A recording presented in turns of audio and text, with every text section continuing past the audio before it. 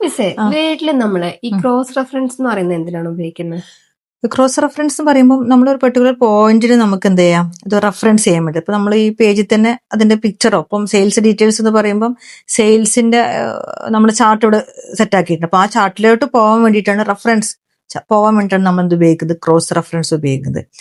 നമ്മൾ ആദ്യം എന്ത് ചെയ്യണം, ആ ചാർട്ടിനെ നമ്മൾ ഹെഡിങ് ആക്കി കൊടുക്കണം. സെയിൽസ് ബൈ റെപ്പ് എന്ന് പറയുന്നത് സെലക്ട് ചെയ്തതിന് ശേഷം ഹോമിൽ നമ്മൾ എന്താക്കണം, ഹെഡിങ് ആക്കി കൊടുക്കുക.